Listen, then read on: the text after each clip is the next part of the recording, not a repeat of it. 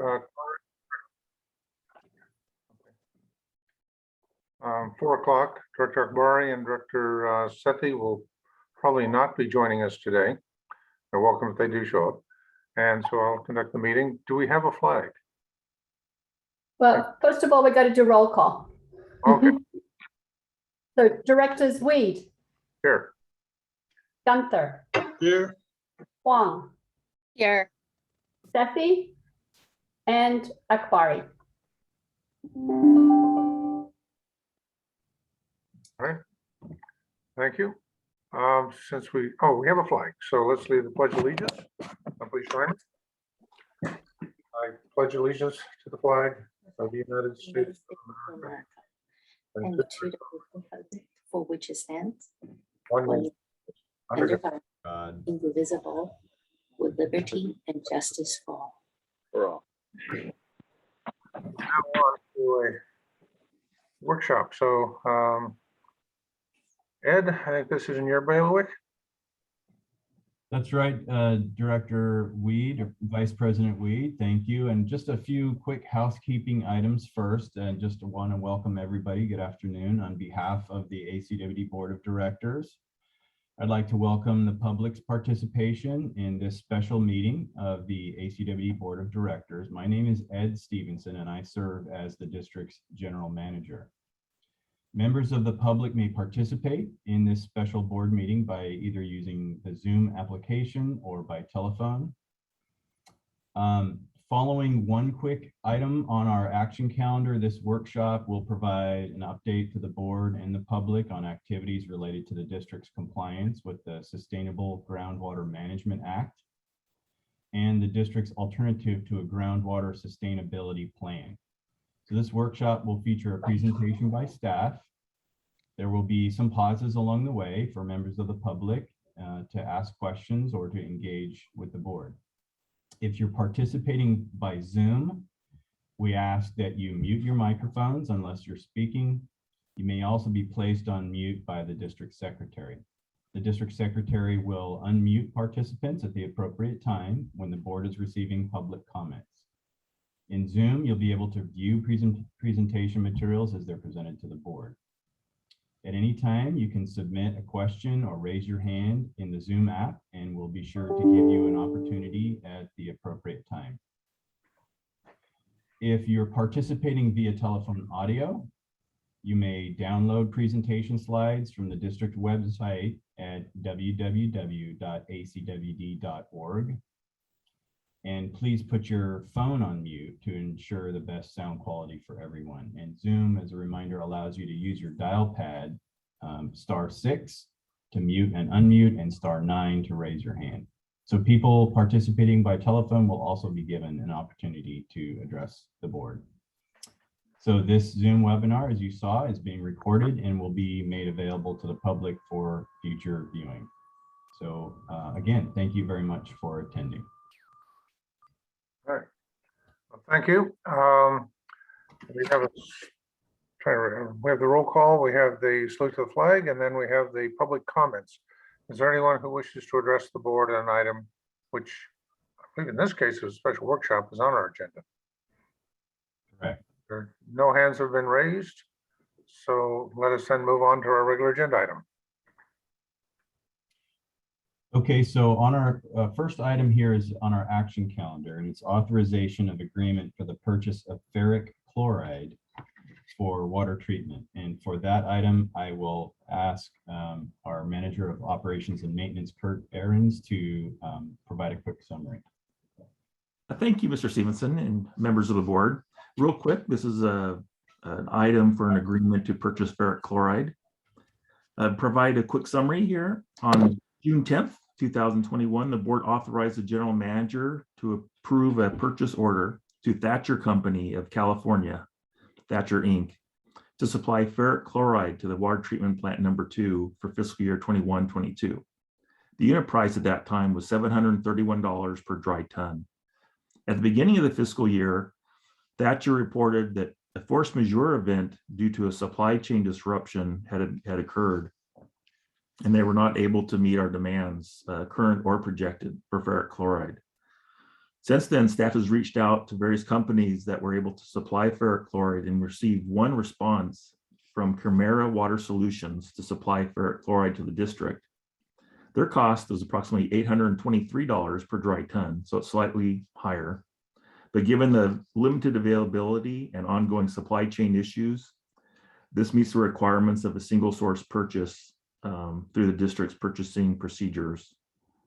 The estimated cost for this purchase and delivery of ferric chloride for this fiscal year is $730,000. And this assumes we take all of our ferric chloride from this new vendor, Chimera. I just want to clarify that we are continuing to take what deliveries we can from Thatcher, since it is a lower price.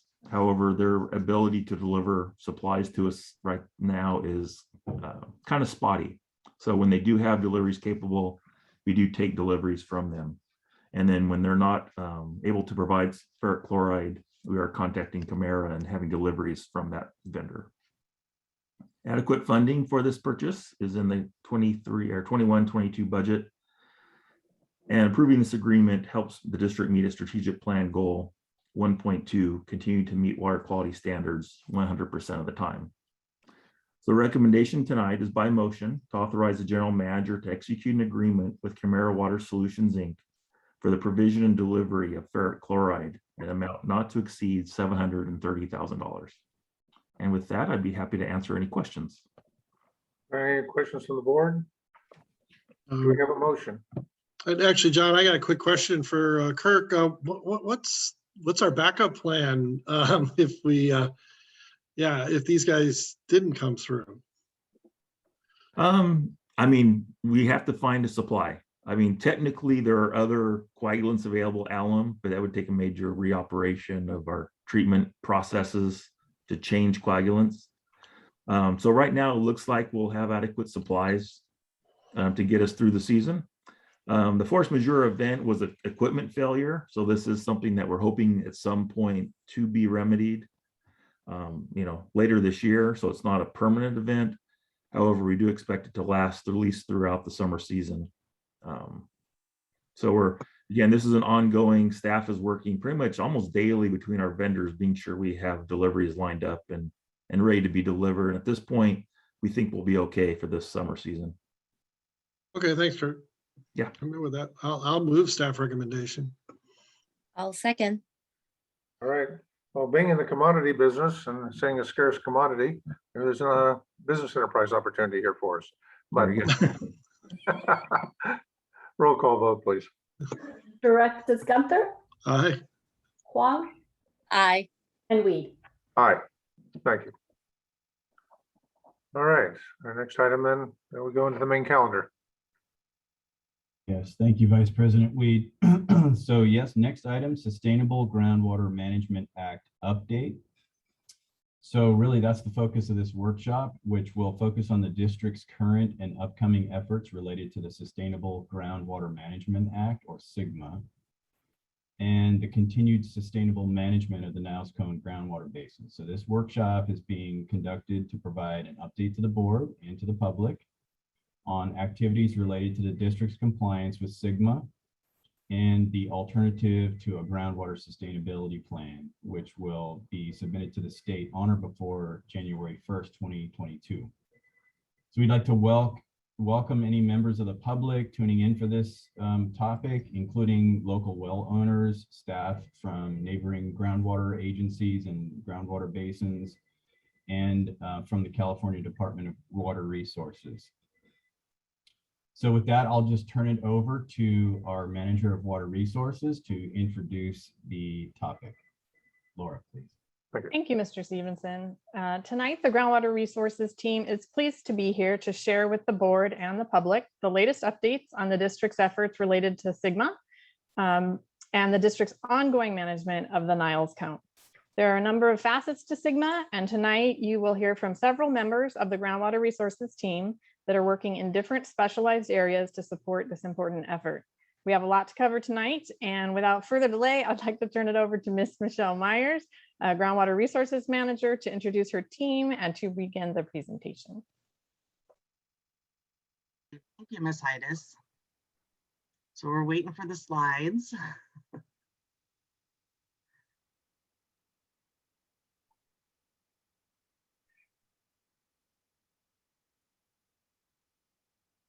Okay, you can go to the next slide, Eva. Thank you.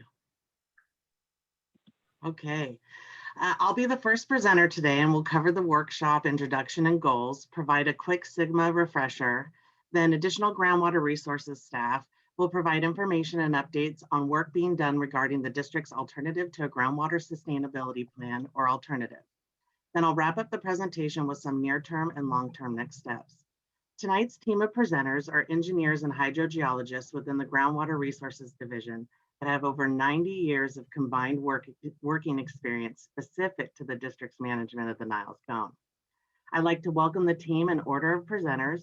We have Mr. Michael Hallowell, Ms. Ava Laser, Ms. Rachel Mellinger, Ms. Eileen Chen, and Mr. Salim Zirik. I'd also like to welcome Mr. Douglas Young and Ms. Kit Sue, who are also part of the team working on SGMA, but will not be presenting tonight. Next slide. In 2019 and 2020, 3 board workshops were held that focused on a number of water resources planning relating topics, including forecast customer water demands, water use efficiency and conservation, and updates to the district's urban water management and integrated resources planning policies, criteria, and strategies. Today's workshop is focused on the district's current and upcoming efforts related to SGMA and the continued sustainable management of the Niles Cone groundwater basin, or Niles Cone.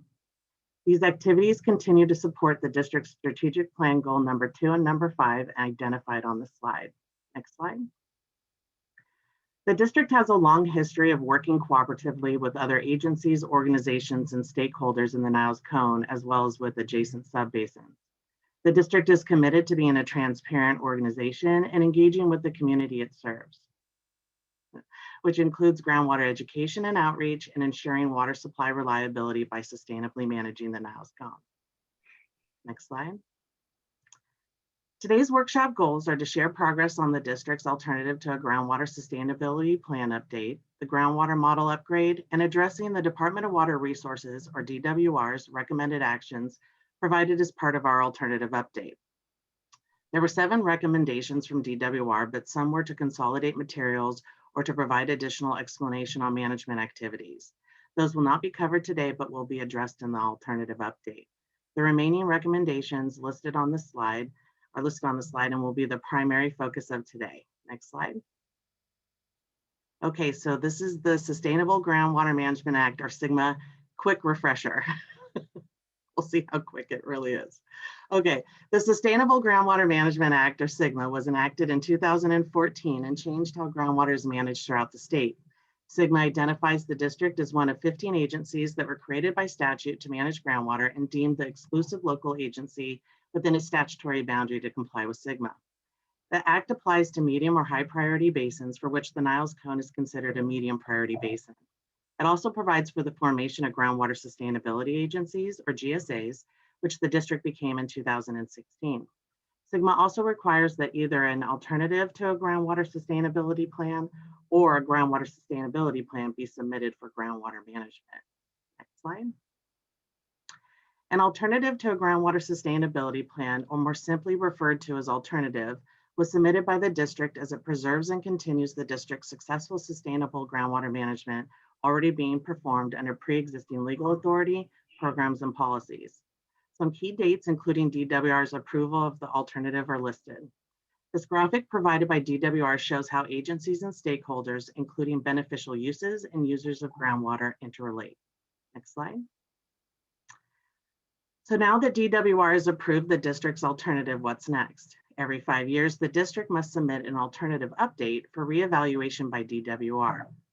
The first alternative update is due, as mentioned previously, January 1st, 2022. The district 2016 alternative identified a few areas specifically related to the groundwater model where improvements could be made, and in DWR's approval, they included recommended actions that they believe will enhance the alternative 5-year update. Some of those recommendations provided by DWR are being informed by the model upgrade. As a result, the groundwater model upgrade project and alternative update was combined into the alternative update and model upgrade project. The district entered into a professional services agreement with Woodard & Kern for consulting services in support of the project. The project is also partially funded by a Proposition 68 grant award, sorry, not Prop 1 as identified on the slide, of up to $500,000. Next slide. The next two slides have graphics from DWR and present some general SGMA information. At the bottom of the pyramid are the 6 undesirable results identified in SGMA. DWR created this pyramid to demonstrate that if a groundwater basin is being managed to avoid undesirable results that are significant and unreasonable, then the other items in the pyramid should be addressed. For example, absence of undesirable results, then it's likely a basin is operating within their sustainable yield, demonstrating existing sustainable groundwater management, or at least on the path to sustainable management, where ultimately the sustainability goal has been achieved. Next slide. So what are the 6 undesirable results? As defined in SGMA, chronic lowering of groundwater levels indicating a significant and unreasonable depletion of supply if continued over the planning and implementation horizon, significant and unreasonable reduction of groundwater storage, seawater intrusion, degraded water quality, including the migration of contaminant plumes that impair water supplies, land subsidence that substantially interferes with the surface land uses, depletions of interconnected surface water that have adverse impacts on beneficial uses of surface water. These 6 items above are more commonly referred to as sustainability indicators. Next slide. So this map shows the district's groundwater statutory service area boundary and the DWR Bulletin 118 Niles Cone groundwater basin boundary. The Hayward Fault, the black dashed line, impedes the westward flow of groundwater as evidenced by the large differences in water levels on either side of the fault. As a result, a more simplistic 2-region subbasin or management area convention is used by the district for everyday operations and management. The subbasins are commonly referred to as the below Hayward Fault or BHF and the above Hayward Fault or AHF subbasins. Next slide. The district's alternative identifies which potential undesirable results may apply to each subbasin or management area. The potential undesirable result for the AHF is lowering of groundwater levels, but is in terms of possible declining well yield for a private well. Seawater intrusion is the potential undesirable result in the BHF. However, maintaining groundwater levels and sufficient storage so that groundwater levels are high enough to prevent new seawater intrusion precludes other potential undesirable results. Next slide. So how do we currently avoid these undesirable results? This is accomplished through the sustainability indicators and the use of minimum thresholds. Maintaining groundwater elevations higher than the thresholds will avoid these undesirable results. To put it simply, add enough recharge and don't overpump. Next slide. Which then ties into the district's existing groundwater level operating conditions. A short-term level of -5 feet mean sea level at the below Hayward Fault indicator well is the expected worst case for a multi-year critical drought. However, it's important to note that in SGMA, overdraft during a period of drought is not sufficient to establish a chronic lowering of groundwater levels if the extractions and recharge are managed to ensure that reductions in groundwater levels during a period of drought are offset by increases in groundwater levels during other periods. Any future changes to the district's groundwater level operating conditions must be fully evaluated for all 6 sustainability indicators to determine potential undesirable results. So this concludes the quick SGMA refresher. And before moving on to the next presenter, I'd like to open it up to any potential questions. Do we have any questions from the audience, from attendees? Then we'll go to the board. Is there any question from anyone from the board? None? Okay. One. All right, very good. Well, that's great. So next it's Mr. Hallowell, who is the project manager for the Alternative Update and Model Upgrade project. And he'll be discussing the district's long history of saltwater intrusion management. And then after, opening that up for questions after, we'll then transition into the Groundwater Model Upgrade project. Mr. Hallowell? Thank you, Ms. Myers. As we recall from past presentations on the survey report and monitoring report, we've provided metrics on cleanup progress on brackish water, comparing present conditions with those of the 1960s and 1970s. For the Newark Aquifer, our metric was area of brackish water, whereas in the Senegal Fremont, we estimated mass of chloride within the brackish water zone. We didn't do this for the deep aquifer due to scant water quality data from those years, from those early years.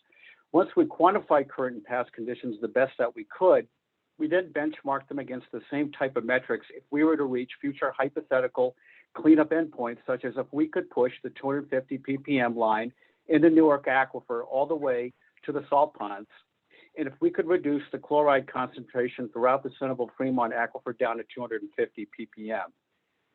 With such quantitative comparisons, we gave estimates like being 45% of the way done.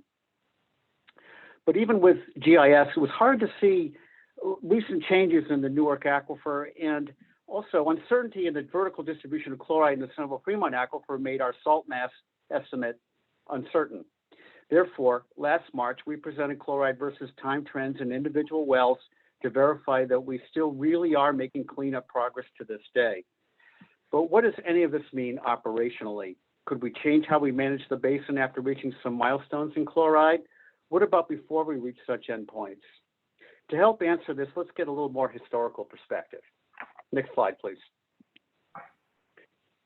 This is our familiar graph of groundwater levels in our below Hayward Fault Newark Aquifer 4-Bay indicator well from 1935 to the present. The history of seawater intrusion in the Niles cone and efforts to manage it appear to consist of three major periods, kind of like the Roman Empire, the Middle Ages, and the Renaissance in the history of Europe. In our history, from left to right, we start with the Pre-Replenishment Assessment Act Era, then in the middle, we have the Active Restoration Era, and then finally to the right, long-term coastal basin management. Let's take a look at each of these three periods. In the Pre-Replenishment Assessment Act Era, the district was formed and critical first steps were taken to protect groundwater, mostly by legally securing groundwater supplies in the basin and its Alameda Creek recharge source from private water companies who would have exported it out of the area. Unfortunately, pumping demand overwhelmed recharge capacity in those years, and the basin suffered influx of salt water. But the Replenishment Assessment Act and startup of regular importations of supplemental water kicked off the era of active restoration. The quarry operators left in the early 1970s, and we converted their pits into recharge ponds. We installed diversion pipes and inflatable dams, critical basin and watershed protection programs were instituted, and in response, groundwater levels rebounded. Although the district stopped influx of salt water in the mid-1970s, substantial damage to water quality in the basin had been wrought. The amount of brackish water left behind was huge, with extensive areas of the basin off limits for potable use. Getting the Newark aquifer piezometric head back above sea level did commence the gradual process of pushing the broad front of brackish water in the Newark aquifer back towards San Francisco Bay. But for the Senegal Fremont aquifer, the district realized that they had to pump aquifer reclamation program wells or ARP wells to clean up brackish water and contain it from being drawn into the Maui well field. The desalination facility, in particular, Phase 2 expansion in 2010 was a game changer, marking the start of what we see as our current era. It meant diverting almost all ARP water for treatment and potable use instead of disposing it to the bay. That has saved us a lot of recharge water that we would otherwise have had to procure in the name of basin cleanup.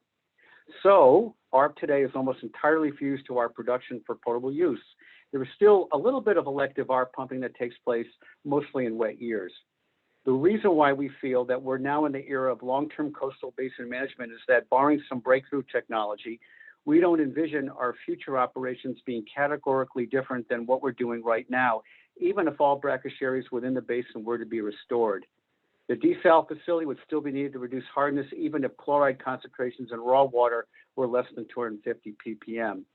And to sustainably manage the Niles cone long-term, especially as a basin that abuts a saltwater estuary, we still need to keep the piezometric head of the Newark aquifer above sea level, preferably a comfortable margin above sea level, and normal to wet years, in order to draw on during dry years. This means, yes, continuing our artificial recharge operation at the quarry lakes. We also will need to continue to monitor water levels and water quality and continue our protection programs such as well ordinance, tailored over time, of course, depending on real-time needs. The next two slides memorialize what I just went over, so we can just kind of skim over them to get to the conclusion slide.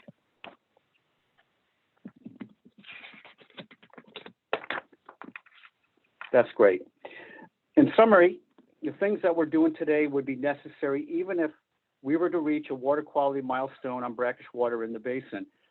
Although we therefore consider ourselves in the era of long-term managed coastal aquifer management, chloride and TDS in our groundwater should continue to diminish as the district operates the desalination facility and maintains the supply of groundwater in the Newark aquifer above sea level.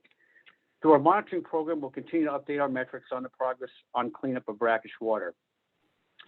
So before we do move on to the next section on modeling, now would be a good time for any questions on this topic.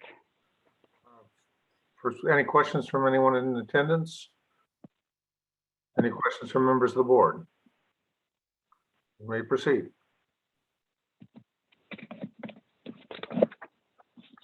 Oh, wait a minute, I have a hand. Oh, sorry, no, I misread it. The cursor looked like a hand, so I'm fine.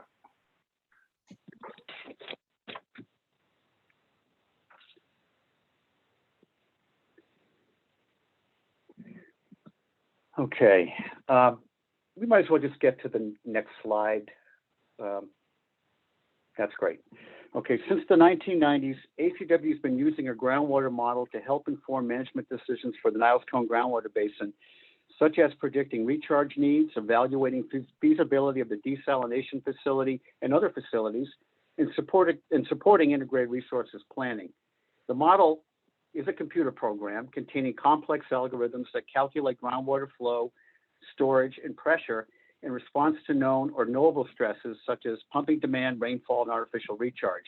In other words, if you want to operate the basin this way, then these are the water levels that you'll get. In support of our future planning as well as our alternative update, we've upgraded the model to the Integrated Water Flow Model Platform, or IWFM for short, which is newer software with superior functionality. Our consultant has set it up with an improved grid and representation of the aquifer system and interacting surface water. The model's ability to simulate the elevation of the water table, or to say it more technically, the piezometric head surface as it varies by aquifer layer and over geographic space, is accomplished through the finite element approach, which is a numerical method for solving the complex math involved. That's what this grid of elements is all about. They're tough to see, but there are about 5,200 elements within the overall model domain. Next slide, please. Model accuracy is also dependent on input values of aquifer properties such as permeability and porosity. These comprise the coefficients and equations in the model. Their values don't vary in time, but they do vary over geographic space. Without direct measurements for them everywhere, judicious input of their values has to be accomplished through an iterative and optimization process known as calibration. In calibration, trial values are adjusted over numerous model runs until simulated well levels reasonably agree with actual observations over the historic period. We have over 200 calibration wells, with the map on the left showing some of them. The chart to the right shows the levels over time at one of the wells. The green line is the new model simulation. The red is the old model.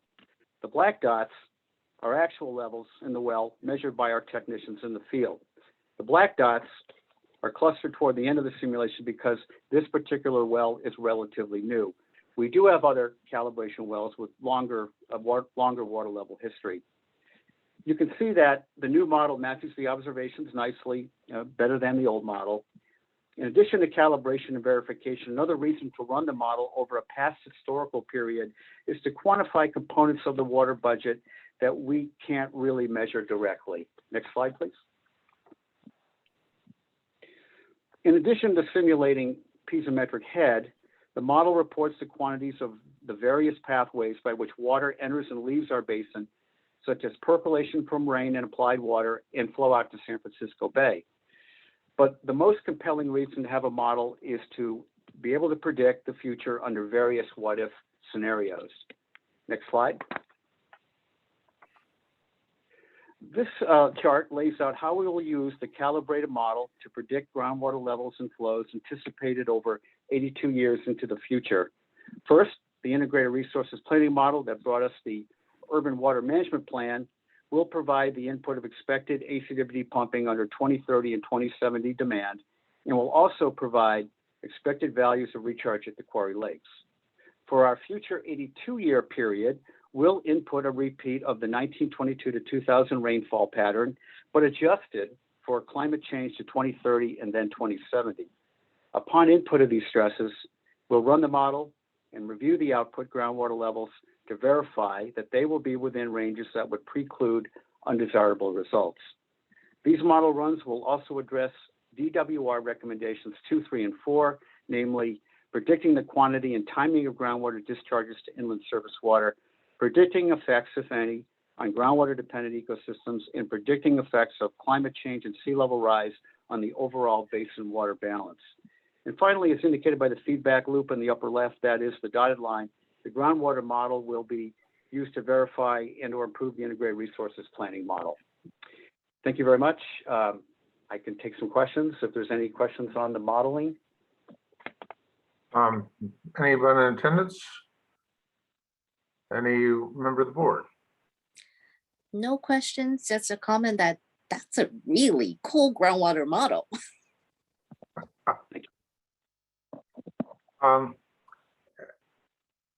I recall one time we discussed the trying to develop some type of a quantitative measurement and even a success for what our target was for full recovery and how close we were.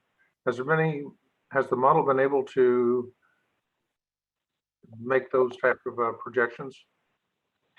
Indirectly, what we'll do is we do have another model that we use, a solute transport model called ModFlow MT3D. And what we'll do is, what we've done with our old model, like for example, is that we've used some of the layering and some of the boundary conditions, as well as the natural recharge to support that particular module. And so the flow model does support the solute transport modeling model that we have. So IWSM, the new model, will improve our ModFlow MT3D solute transport module, and that will help us. That'll give us better, just because chlorides and so forth move with the flow of the water. So an improved flow model will provide us the basis for better solute transport. So we should improve on that as well. Is the only criteria we have in Sigma the groundwater elevation? Michelle, Ms. Myers, feel free to help out on this one, but it really is the monitoring that we're doing all over the place. So including chlorides, TDS, but we've got pretty compelling information to indicate that to mitigate or to keep things from getting worse in terms of seawater intrusion, that water levels are really where the rubber hits the road.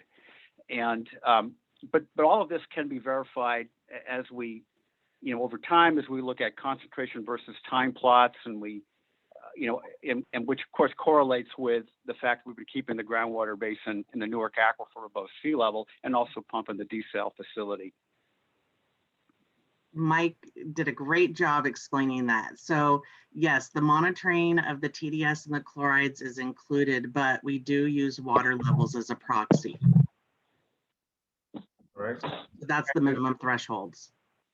We have the ability to monitor if we needed to, whatever circumstances that the surface levels were drawn down in a severe drought, et cetera, as long as the water quality was retained, that would be still within the bounds of the Sigma.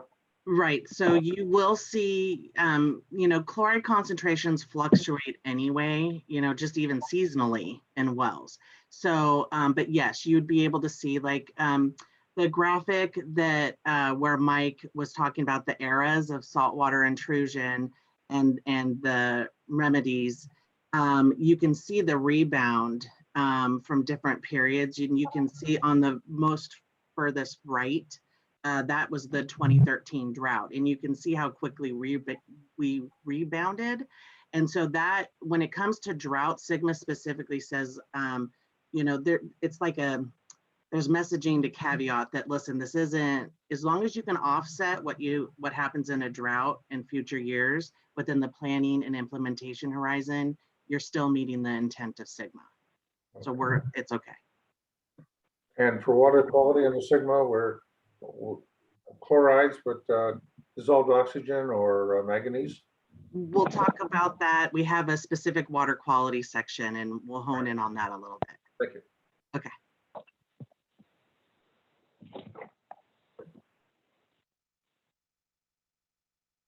Okay, so I guess it's back to me. Thank you, Mr. Hallowell. Any more questions before we move on?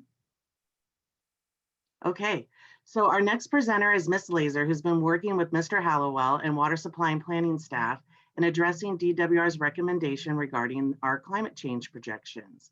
So please welcome Ms. Laser. Please.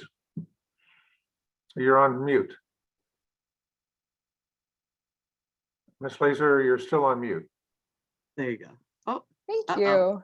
you. Okay, can everyone hear me now? yeah, but Ava, we lost the presentation. Oh boy, let me reshare. I'm sorry about that, everybody.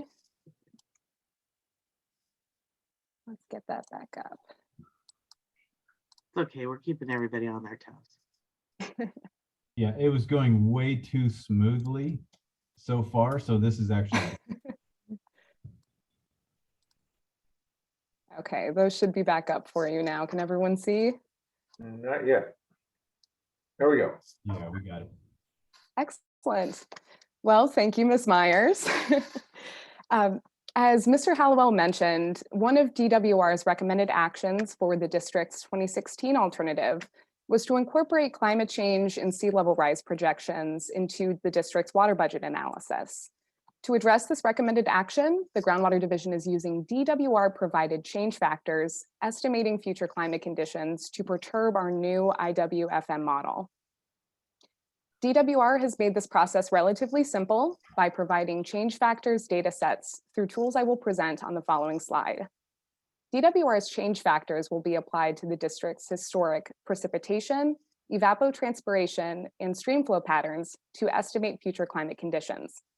This is important because precipitation and streamflow affect the amount of natural recharge in the basin, and therefore varying amounts of rainfall and streamflow impact well levels and groundwater flow.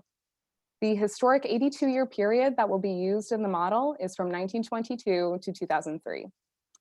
As recommended by DWR, we will be projected climate conditions for 2 future years, 2030 and 2070.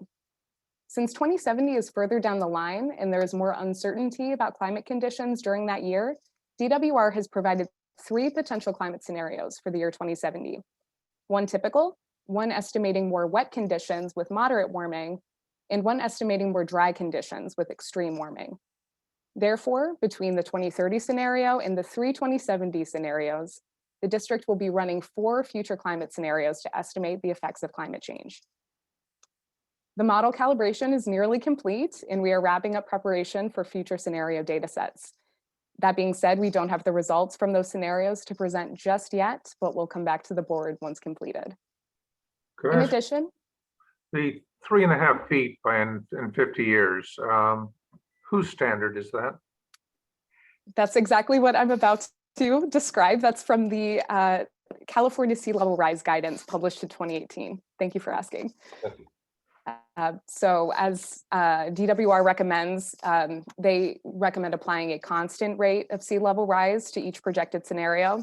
And most GSAs have chosen to use this 2018 guidance, and it specifies a variety of levels of sea level rise, depending on the assumed emission scenario, as well as the assumed level of risk aversion.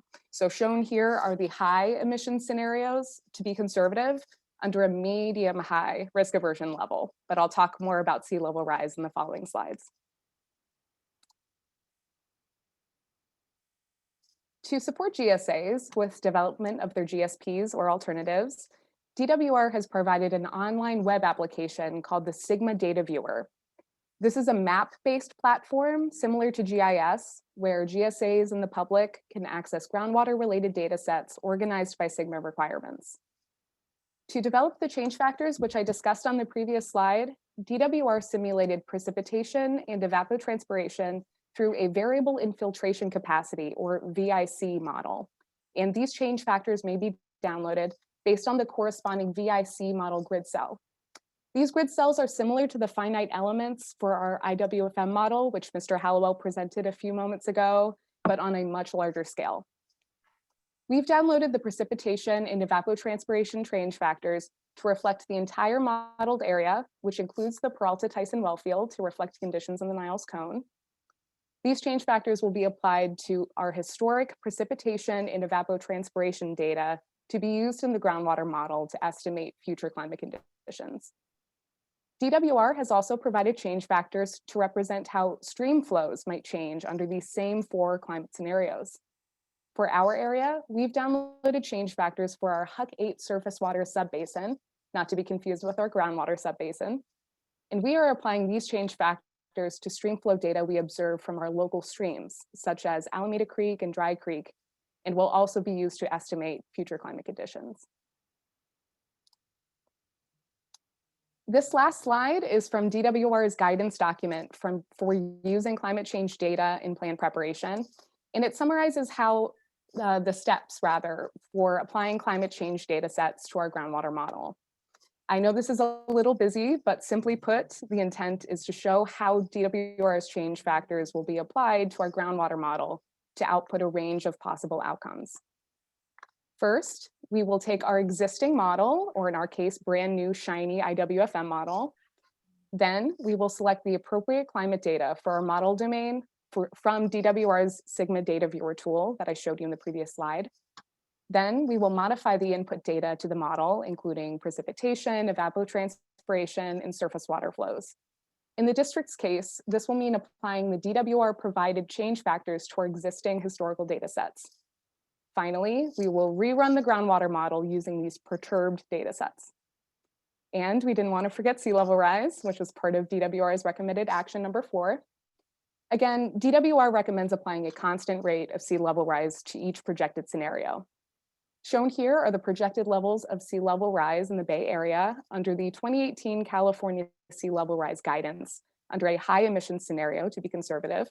The cells highlighted in yellow in the middle column here reflect projected sea level rise under a medium high risk aversion level, which may be the most defensible values to use for our 2030 and 2070 projections.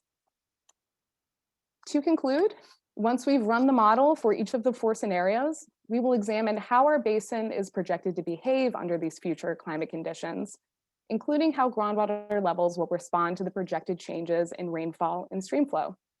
From there, we may also evaluate and verify that no undesirable results are anticipated under those future climate conditions. That concludes my presentation about our work on climate projections for our groundwater model, and I'm happy to take your questions. Is there any comment or question from a member of the public? Or are those in attendance? Any comment or question from members of the board? No? Thank you very much. Appreciate it.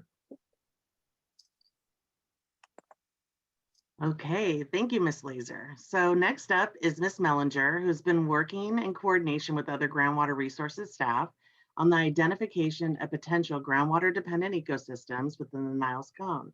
So please welcome Ms. Mellinger. Thank you, Ms. Myers. In response to, next slide, please. Thank you.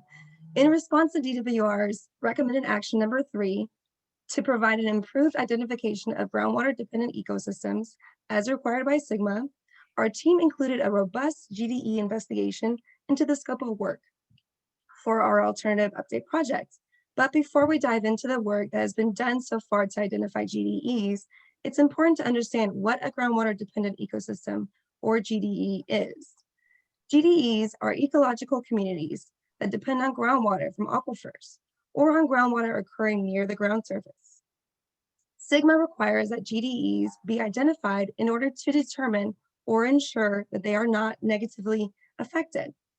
Additionally, it is important to distinguish the difference between a principal aquifer and perched shallow groundwater.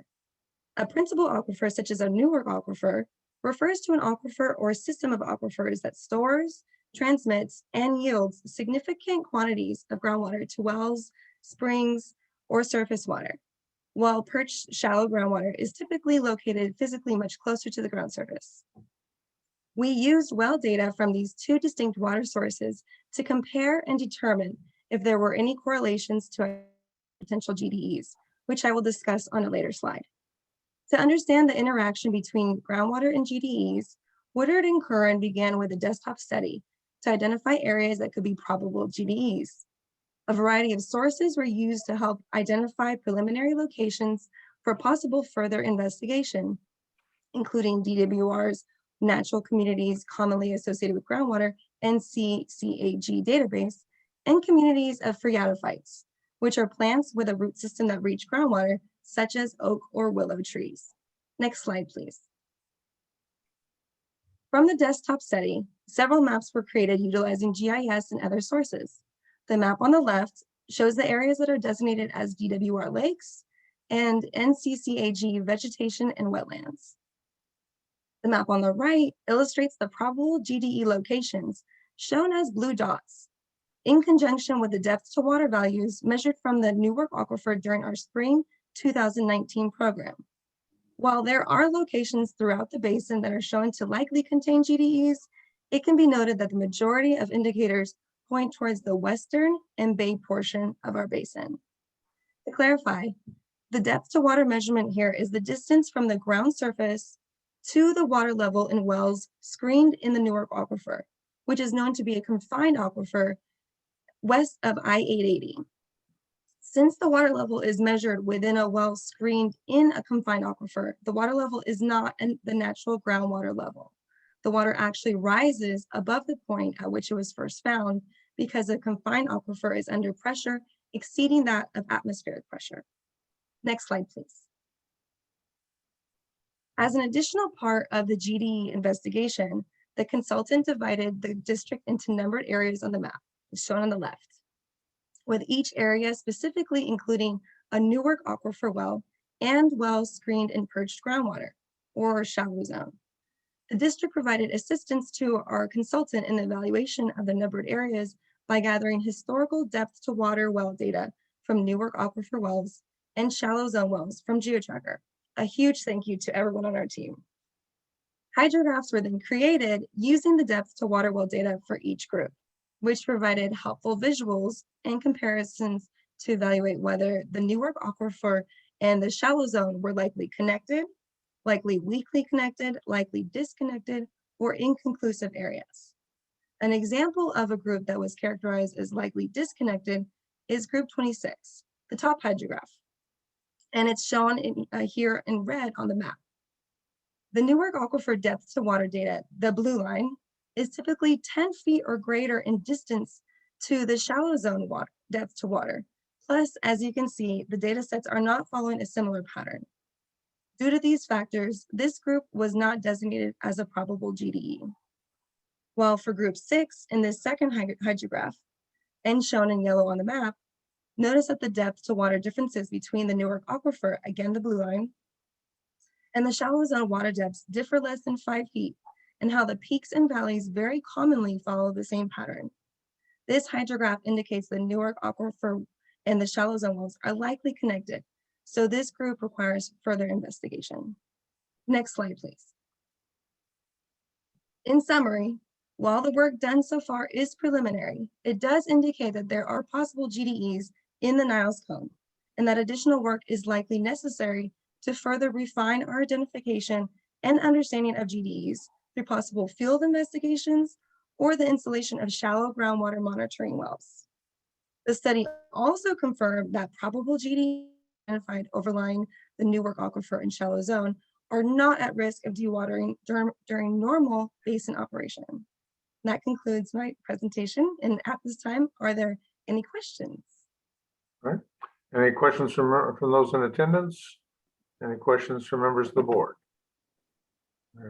Apparently no hands raised, so let us thank you very much. Appreciate the presentation. Okay, thank you, Ms. Mellinger. Okay, our next two presenters are Ms. Chen, who is the author of the annual groundwater monitoring report. And then after Ms. Chen is Mr. Zurich, who is coordinating the per and polyfluoral alkyl substances source investigation efforts. So first I'd like to welcome Ms. Chen.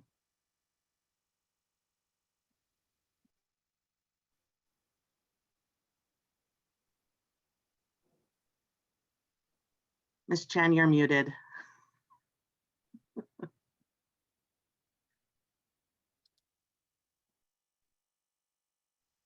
Sorry.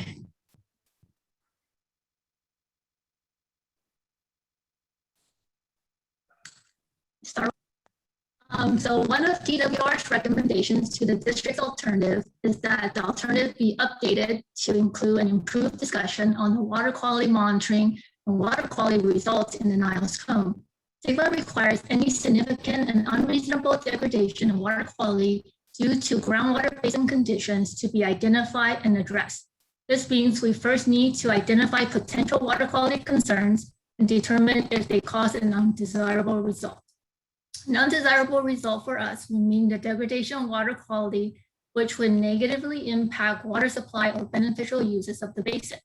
It should be noted that degradation of water quality, unlike the other sustainability indicator like chronic lowering of groundwater levels and surface water depletion, is already heavily regulated. Next slide, please.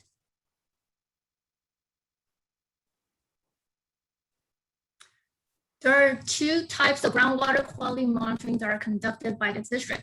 One is for production wells and emergency wells or standby wells. Water quality monitoring at these wells follow ACWD's water quality monitoring plan, which are developed in accordance with California Code Regulations, Title 22, and the Federal Safe Drinking Water Act. In addition to compliance sampling, the production wells are also sampled as needed to help support our day-to-day operations. The other type of water quality monitoring conducted is basin-wide monitoring, the most extensive of which are the spring and fall monitoring programs. These are long-term monitoring programs which aim to monitor water levels and to track trends and changes in the chloride and TDS concentrations in our basin. Water quality data are also collected for special studies. Some of these are conducted by outside agencies like the USGS, example which is the Groundwater Ambient Monitoring and Assessment Program, otherwise known as GAMMA. Some special studies are conducted by ACWD, such as the monitoring of per and polyfluoroalkyl substances, or Pfas for short, which Mr. Salim Zurich will provide an update on a little later. Next slide, please. Ms. Chen, real quick, you're a little staticky, but when you lean in, it seems to be clear. Okay. Tell me if you still have problems hearing me. For SIGMA, we first look at the availability of water quality data for the last, sorry, I lost connection there. The last 10 years, and look for water quality results and exceedances, look for water quality results that exceeded either the primary or the secondary maximum contaminant levels. Next, we asked if a water quality concern was present before 2015. 2015 is just a time frame established in the SIGMA regulations to help distinguish if a water quality concern occurred before or after SIGMA went into effect. Then we asked, does the water quality concern have a potential to impact supply or beneficial uses, which then could lead to potential undesirable results? Of the 4 water quality concerns identified, only seawater intrusion poses a potential impact and potential undesirable result. Since the Newark Aquifer is hydraulically connected to the bay, there are always a potential for new seawater intrusion. This is why maintaining groundwater levels is important, and minimum thresholds are set to prevent new seawater intrusion. Are there any questions before I pass the mic over to Mr. Zurich, who will talk about our special study on PFAS? First of all, do you have any questions from members of the board? I have a question on the manganese line. My understanding is that the brackish desal has encountered manganese issues, which would be a beneficial use. Just ask that that be reviewed. Right, so manganese are naturally occurring in most aquifers in the US. And so they're in the soil and the groundwater, so in the aquifer. So there's no kind of basin management treatment that we can do, management methods that we could implement to kind of address the manganese issues. So it would be like an engineering problem that would have to be applied after the water is extracted out of the aquifer. Okay, then maybe I missed based on the way the graph is presented here. I'm, so if it's not, So I think I the suggest key, it's confusing. Let's Right. actually take a look at the way that we structured the graph, and it may well be within conformance with Sigma. so when it comes to sigma, it's when something significant and unreasonable. And Mike, did you want to add anything about the manganese? Yeah, I can provide some more information about manganese and oxygen. If you'd like me, Ms. Myers, to go ahead at this time. Okay. Let me suggest that if it's not within the purview of Sigma, we need not address it at this time. Okay. Okay. Thank you. Any more questions before Mr. Zurich presents? Okay, go ahead, Mr. Zurich.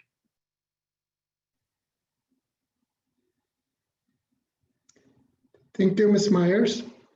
Per and polyfluoroalkyl substances, or PFAS, have been used since 1940s, and major US manufacturers began phasing out the most widely used PFAS in 2006.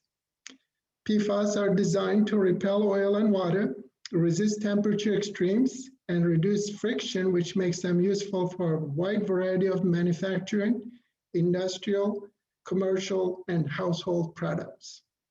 PFAS are known as forever chemicals because they are very persistent in the environment and highly mobile in water. The State Water Resources Control Board's Division of Drinking Water, or DDW, has established notification levels and response level for 3 PFAS compounds, more commonly referred to as PFOA, PFOS, and PFBS. The notification level and response levels are non-regulatory, health-based advisory levels. For this presentation, when I refer to PFAS, I'm specifically talking about 2 of the most widely used and studied compounds, PFOS and PFOA. It's important to note that a maximum contaminant level, or MCL, for PFAS has not yet been established by the federal government or state of California. In March 2019, the state board issued orders to a number of water systems throughout California to sample public water supplies well in the vicinity of potential sources of PFAS contamination, airports, and landfills. Since the district's groundwater resources are not located near known potential sources of contamination, we were not issued orders to sample. However, the district decided to voluntarily sample in June 2020 for the presence of PFAS in the production wells and the treated water.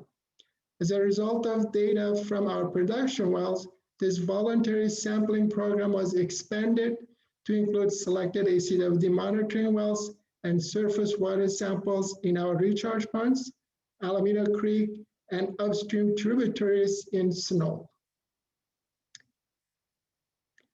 Results indicated that low levels of PFAS are present in our groundwater sources, in addition to untreated surface water samples collected at our recharge ponds in Alameda Creek and Arroyo de Laguna in Snow, which I'll show in the next slides. It's very important to note that no ACWD customers are receiving water with concentrations of PFAS above the notification levels, and water provided to customers continues to meet or exceed all state and federal drinking water quality standards. Next slide, please.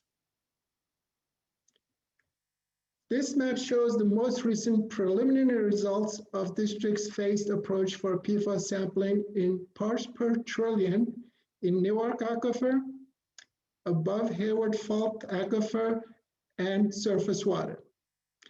The map also shows average concentrations of PFAS in our production wells and the recharge ponds.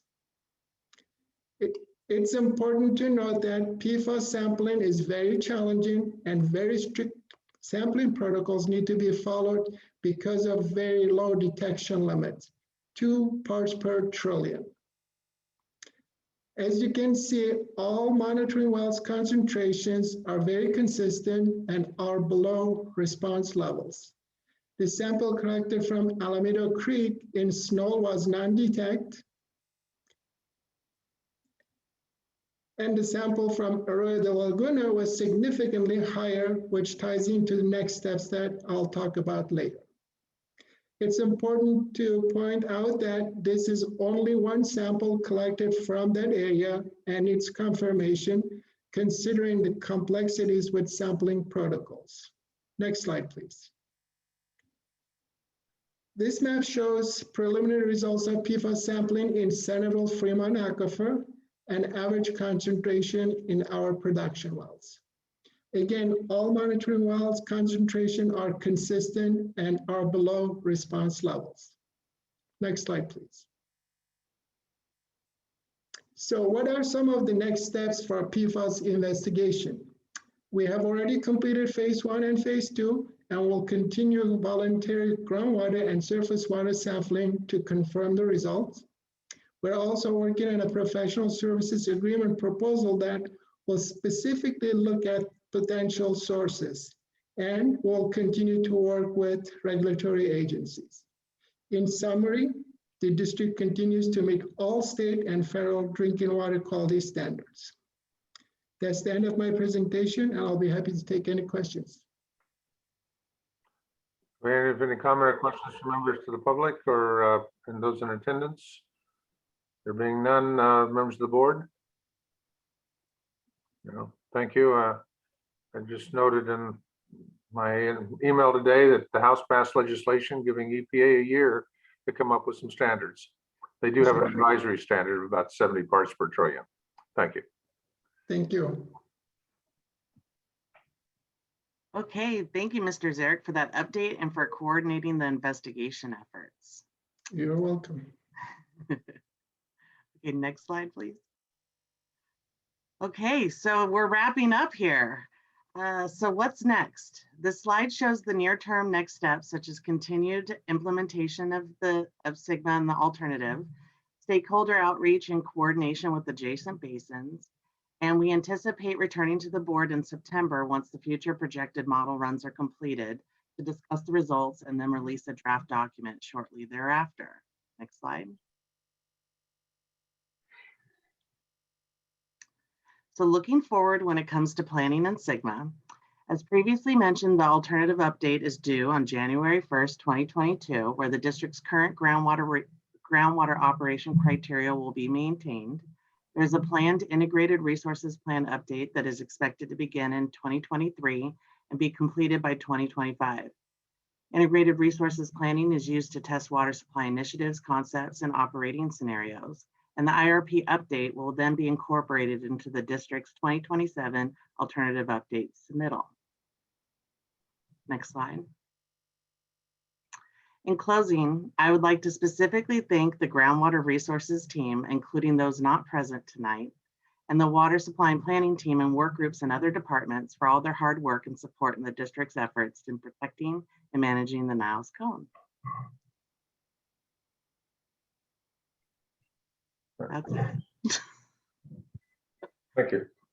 Final questions. From members of the public, those in attendance, staff, board. Go ahead, Judy. I just want to say great presentation. A lot of work went into it. I know I kind of geeked out a little bit. I do work with Groundwater Model a bit. It's pretty amazing what we managed to achieve with our groundwater modeling. I know beside the presenter, a lot of people help putting all these together and gather the information and go and take the sample. So thank you. This definitely is a big group effort and really appreciate it. I'd just like to reiterate what Director Wong said. Yeah, great job by the staff. Great job. Great model. This stuff is fascinating. Yeah, you kind of end up geeking out on it, but it's kind of cool stuff. I kind of sometimes wonder how many other groups and districts have such a valuable team. Thank you again. Well, thank you. Fortunately, we're not a suspect district or groundwater basin, so that's fortunate. And I'm the 3.5 feet in 50 years being a median measure for sea level rise was the first I'd seen of that, which makes it even more interesting and challenging for us as we sit down and do some planning. So thank you. So this, Mr. Stevenson, is there anything more that we need to? Not on that item, Vice President Weed, thank you very much and great job. Thanks very much to our presenters. I think we can move on to General Manager's report, if that's okay with the board. All right, please. Okay, so we actually have a few items here. I'll start off with an update on our messaging related to the drought. So staff continues to enhance our messaging to the community related to the drought.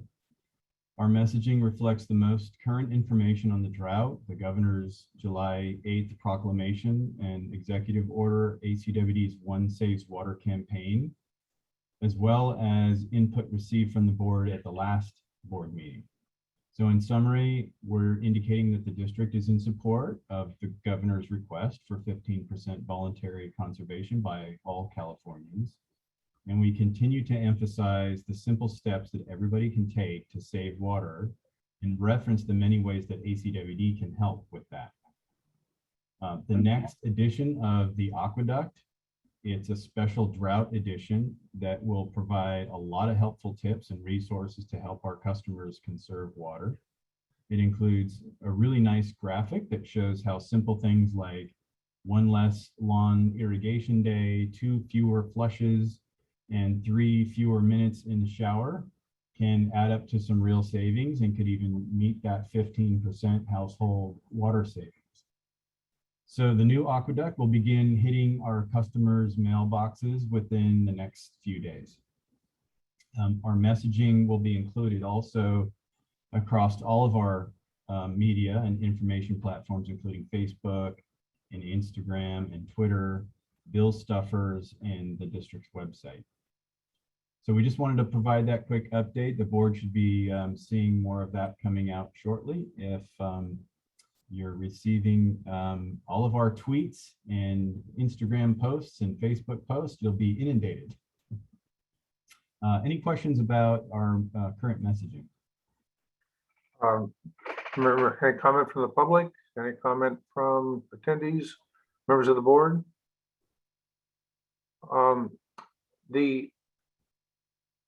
I've seen different districts use different base years for upon which to measure the performance.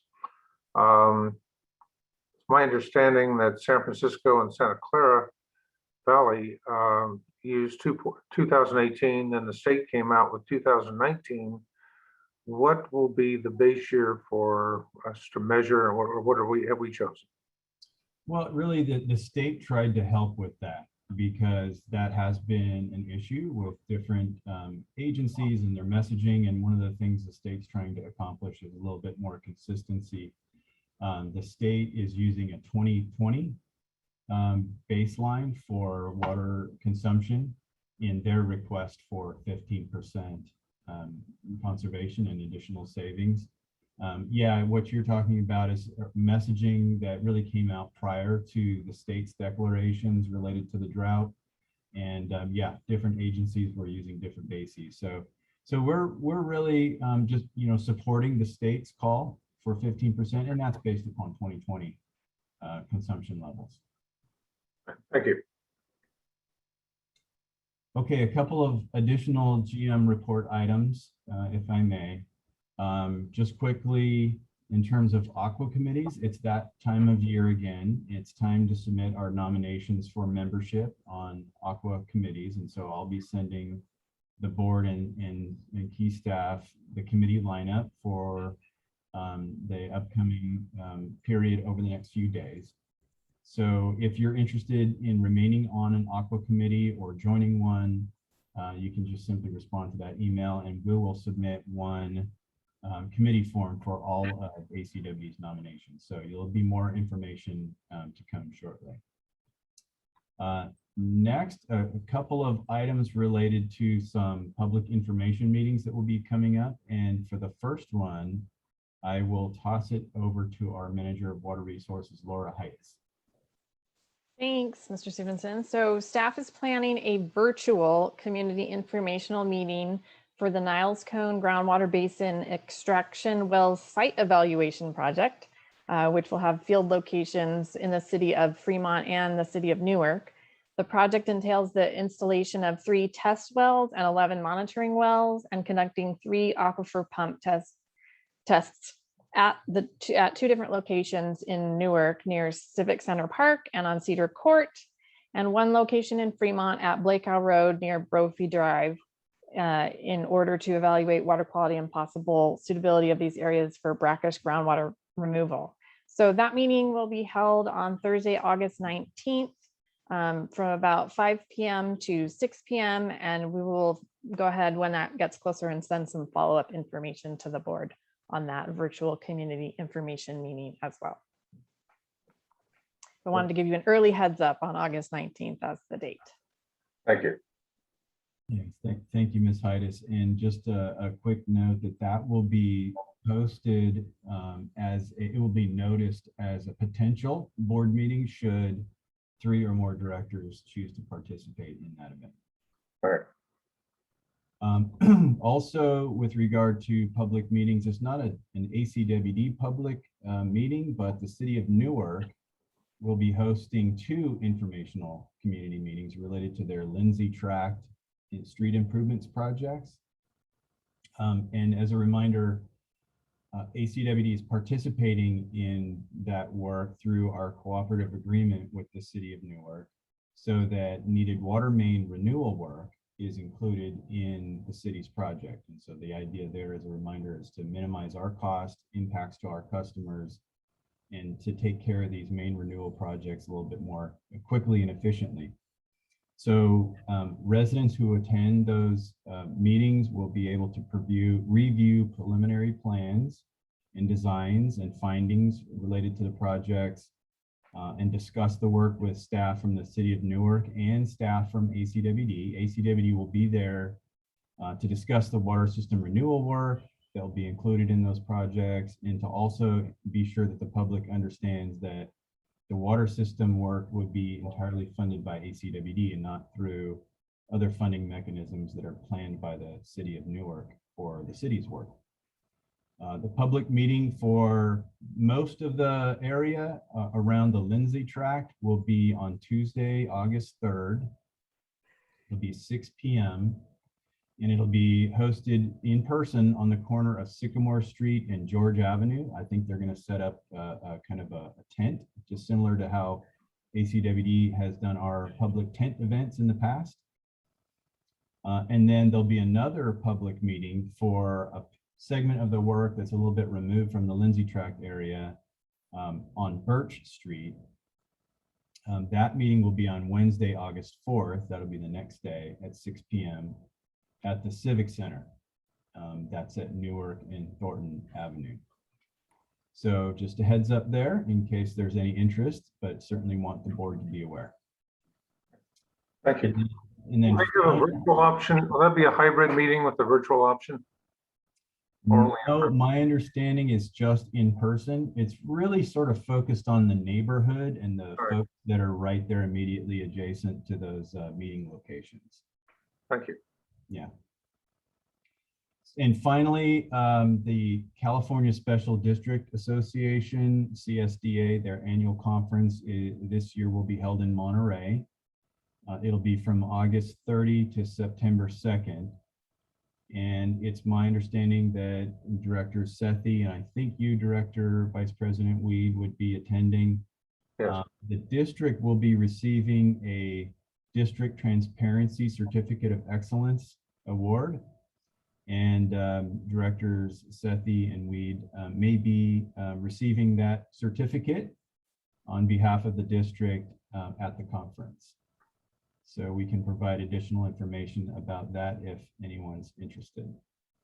So that completes, well, first of all, just do a quick check across other staff to make sure we don't have any last minute GM reports to provide. I'm not seeing any. So that completes our GM reports, Vice President Weed. Great, thank you. Is there any other comment by members of the board under this items? There being none, if there's no other business before the group, let us thank everyone for their participation, and thank you for keeping us off the critical list with the state of California on groundwater management. We're not suspect. Thank you. That's great. All right. Thanks very much, everybody. We'll have a great evening. Thank you, everyone. Have a nice night. Thank you. Thank you. Thank you. Nice job.